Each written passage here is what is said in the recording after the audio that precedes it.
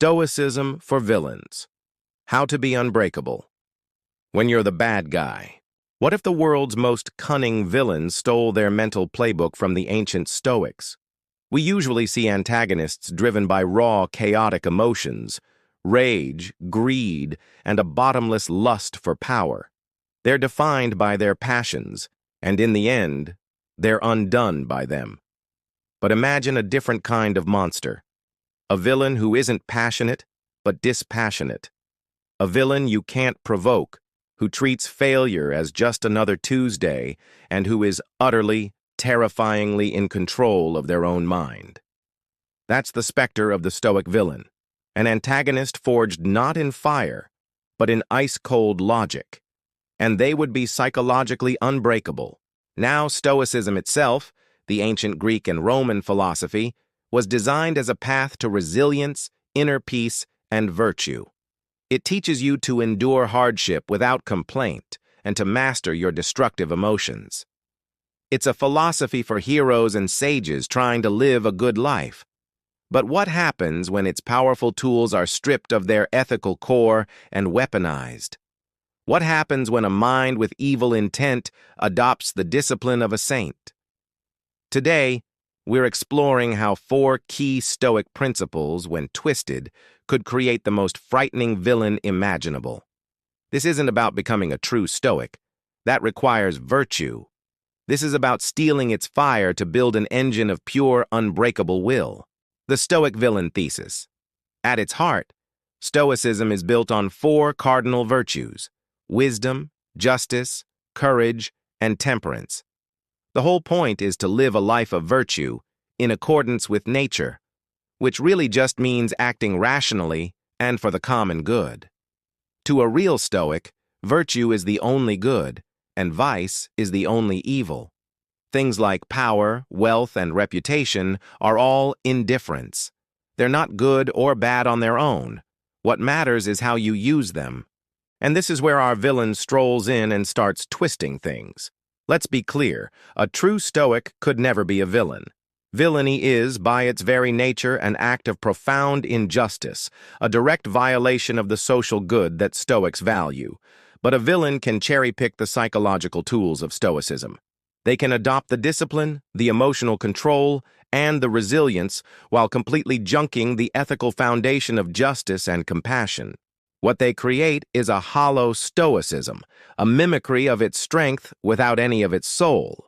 They aren't pursuing virtue, they're pursuing victory. They use Stoic techniques not to find peace, but to become a more effective monster. This creates a fascinating contradiction. A character who seems to have the unshakable resolve of a sage, but aims it at goals that are, from a truly Stoic view, completely irrational and destructive. They've mastered the mental frameworks designed to understand good and evil, yet they remain totally ignorant of the difference. And that's what makes them such a uniquely terrifying force. Let's break down the principles they would steal. Principle 1. The Unshakeable Mind. Immunity to emotion. The first and most foundational tool our villain would steal from the Stoic arsenal is the mastery of emotion. The Stoics believed that destructive feelings like anger, fear, and grief aren't caused by what happens to us, but by our judgments about what happens. Epictetus famously said, "It's not what happens to you, but how you react to it that matters." A Stoic learns to question their initial emotional responses and to stay governed by reason, not passion. They get that being controlled by your anger makes you a slave to whoever angered you. For a hero, this fosters resilience and clear-headedness. For a villain, it creates a terrifying immunity. Imagine an antagonist who cannot be baited. You can insult them, threaten their family, or dismantle their empire piece by piece, and they won't fly into a rage or panic. They'll simply observe the event, register it as new data, and adjust their strategy with cold, dispassionate logic. Their mind is a fortress. They don't make mistakes out of rage. They don't expose weaknesses out of fear. They are a wall of calm, calculating intellect. The perfect example of this is Gustavo Fring from Breaking Bad and Better Call Saul. Gus is the polar opposite of the chaotic, impulsive villains in the criminal underworld. He is defined by his profound self-control. His public persona as a polite businessman isn't just a mask. It's an extension of his core belief in discipline. When his plans are threatened or his partners prove unreliable, his response is almost always the same: a chilling, unnerving stillness. This calmness isn't a lack of feeling. It's the product of immense control. We know he's driven by a deep-seated need for revenge, but that powerful emotion doesn't make him impulsive. It's a cold, slow-burning fire he has harnessed over decades into a meticulous, patient strategy. When Walter White challenges him, Gus doesn't lash out. He observes, he calculates, and he acts with surgical precision. He weaponizes his emotional detachment, using it to project an aura of invulnerability that unnerves everyone. This makes him seem less like a man and more like a force of nature. He has taken the Stoic idea of emotional regulation, stripped it of its goal, to achieve peace and act justly, and turned it into a weapon of intimidation and control.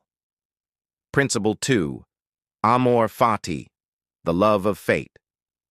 The second principle our villain would weaponize is Amor Fati. It's a Latin phrase that translates to a love of fate.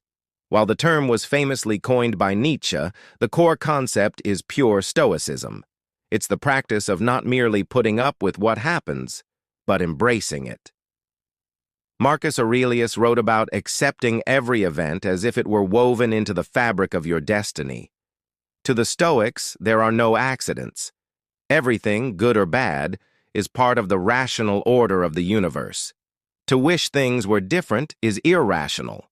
So the wise person embraces setbacks and failures as necessary parts of the whole. A hero uses this to find strength in adversity. A lost battle isn't a defeat, it's a lesson. A personal tragedy isn't a punishment, it's a chance to practice virtue. It grants them an unbreakable optimism. Now imagine that power in a villain's hands. A villain who practices Amor Fati is relentless and terrifyingly adaptable. When their plans crumble, they don't despair. They don't curse their luck. Instead, they look at the smoking ruins of their ambitions and say, "Good." They see failure not as an end, but as a necessary detour. Every obstacle, every betrayal, every defeat is just the universe showing them a new, more interesting route to their goal. This villain can't be demoralized because they've redefined defeat. Think of Thanos from the Marvel Cinematic Universe. His quest for the Infinity Stones is filled with sacrifice and setbacks. He's forced to kill his own daughter, Gamora, to get the Soul Stone. He shows real sorrow, but accepts it as the cost of his mission. His famous line, "The hardest choices require the strongest wills," is a dark mirror of the Stoic commitment to doing what's necessary, no matter the personal pain. When the Avengers undo his victory in Endgame, a younger Thanos is faced with the total failure of his future self. A lesser villain would be enraged, but this Thanos just processes the new information and adapts. He sees that his original plan was flawed because the survivors would always resist. So, he embraces this failure and comes up with a new, even more horrifying plan: destroy the entire universe and create a new one. He looks at total defeat and sees an opportunity to be more ambitious. He metabolizes failure and turns it into fuel for greater atrocities. Principle 3. The dichotomy of control, ruthless efficiency. The third pillar of our villain's operating system is maybe the most dangerous Stoic tool of all, the dichotomy of control. The idea, mostly from Epictetus, is brilliantly simple. Some things are up to us, and some things aren't. We control our own thoughts and actions. We don't control our health, our reputation, or what other people do. The path to peace is to focus all your energy on what you can control and accept what you can't. For a good person, this leads to a life of focused, ethical action. You don't worry about winning the battle, only about fighting bravely. But our villain sees this principle as the ultimate blueprint for ruthless efficiency.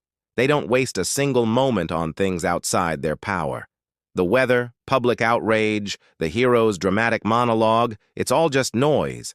They focus with laser intensity only on the variables they can manipulate, their plans, their resources, and their actions. This creates a villain who is terrifyingly pragmatic. They'll sacrifice a pawn, a lieutenant, or an entire city without hesitation, not because they're sadistic, though they could be, but because it's a cold, logical step toward their goal. Emotional attachments are liabilities, factors outside of one's control. A stoic villain is a micromanager of their own will and a cold observer of everything else. They aren't driven by ego or glory, only by the stark, brutal logic of their objective. A chilling example is Ozymandias, Adrian Veidt, from Watchmen. Veidt takes the dichotomy of control to its horrifying extreme. He decides the only way to stop nuclear war is to introduce a variable he can control. So he fakes an alien invasion, killing millions to unite the world against a common enemy and save billions. He operates with a serene detachment, untroubled by the moral horror of his actions. He focused only on his goal and the steps within his power to achieve it. When his old teammates confront him, he calmly explains his logic, having already triggered his plan. He tells them, "I'm not a comic book villain. Do you seriously think I'd explain my master stroke if there remained the slightest chance of you affecting its outcome? I did it 35 minutes ago." That is the dichotomy of control weaponized. Principle 4. Memento Mori. Ambition without fear. The final principle our villain co-opts is Memento Mori, the practice of remembering death. The Stoics meditated on death not to be morbid, but to be liberated. Remember you must die was a call to live fully and virtuously now. By keeping death in mind, a Stoic is reminded not to waste time on trivial things and to act with purpose, since any day could be their last. It strips away the fear of death, which the Stoics saw as the root of most anxieties. For a hero, this is a source of courage. For our villain, it becomes something else, the engine of boundless, fearless ambition. A villain who truly internalizes their own mortality is freed from the petty concerns that limit everyone else. Fear of failure, of judgment, of pain, of death itself. It all becomes meaningless in the face of oblivion. Why play small when your time is short? Why follow society's rules when everyone ends up in the same grave? This villain isn't a nihilist. They're intensely focused. Their awareness of death doesn't lead to despair, but to a radical sense of urgency.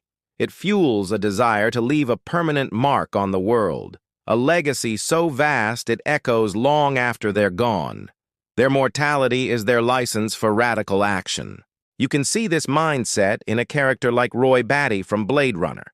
He's an artificial being with a 4-year lifespan, and his violent rampage is driven by one primal goal: to meet his creator and demand more life. He is acutely aware he must die, and this knowledge fuels his every move with a raw, desperate urgency. His quest is to literally fight his own mortality. In his famous final monologue, as he dies, he doesn't express hate, but a profound wonder at all the things he's seen that will now be lost, like tears in rain. His confrontation with death ultimately leads him to an act of grace. A true villain would take that same desperate urgency and point it towards a much darker purpose: to burn their name into history before their time runs out. The unbreakable contradiction. So what have we created? By stripping Stoicism of its ethical heart, its demand for justice and virtue, and weaponizing its psychological tools, we've forged a truly formidable antagonist. The Stoic villain is a monster of contradictions. They have the tranquility of a sage, but use it to plot destruction. They embrace fate like a mystic, but only to serve their own relentless goals. They operate with the focused efficiency of a master, but their craft is chaos. And they're fueled by the thought of their own death, which pushes them not to humility, but to a terrifying, godlike ambition. This villain is unbreakable because the tools we use to break people, emotional manipulation, psychological warfare, fear, and despair, are useless against them. You can't provoke them. They don't fear failure. They are a psychological black hole, reflecting only cold, dispassionate logic. And yet, from a truly Stoic perspective, they are the most broken of all. They've achieved perfect discipline in the service of perfect ignorance. They have mastered their mind only to lose their humanity. They've built an impenetrable fortress, but inside, they are a slave to a flawed ambition. They are unbreakable on the outside but hollow on the inside, a perfect imitation of strength with none of the substance. And that might be the most terrifying villain of all, one who has perfected the art of living for all the wrong reasons. What other philosophies do you think would make a villain truly terrifying? An objectivist mastermind? A nihilistic destroyer? Let me know your most chilling ideas in the comments below. And if you enjoyed this exploration of the dark side of wisdom, be sure to like and subscribe for more philosophical dissections of the characters we love to hate.